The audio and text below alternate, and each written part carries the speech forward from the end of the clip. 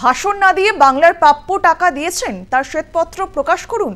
রায়নার সভা থেকে প্রধানমন্ত্রী নরেন্দ্র মোদীকে চ্যালেঞ্জ তৃণমূল কংগ্রেসের সর্বভারতীয় সাধারণ সম্পাদক অভিষেক বন্দ্যোপাধ্যায়। বাংলার প্রতি বঞ্চনা, স্বামী বিবেকানন্দের নাম বিকৃত করার মতো একাধিক ইস্যু তুলে বিজেপিকে বাংলা বিরোধী আক্রমণ অভিষেক বন্দ্যোপাধ্যায়। দম্ভ অহংকার ভেঙে চূর্ণ বিচূর্ণ করে এরা গরিবের টাকা বন্ধ করে রেখেছে। মানুষকে যাতে বাড়ির টাকা না পায় তার জন্য চক্রান্ত করে গরিব মানুষের টাকা বন্ধ করে রেখেছে।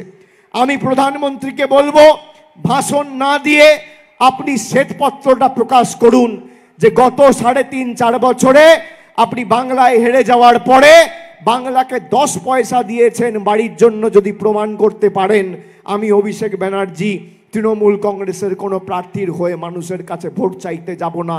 এত বড় কথা আপনাদের বলে দিচ্ছি। এরা আসুক, তথ্য পরিসংখ্যানকে সামনে রেখে লড়াই হোক। একদিকে বিজেপির নেতা থাকুক, আর একদিকে আমি থাকি। আমাদের সরকার গত 12 বছর 13 বছরে মানুষের জন্য কি করেছে, আর বিজেপির জনবিরোধী সরকার 10 বছর ক্ষমতায় বীরভূম বোলপুরের জন্য কি করেছে। বোলপুর আর কবিগুরু রবীন্দ্রনাথ ঠাকুর সমার্থক।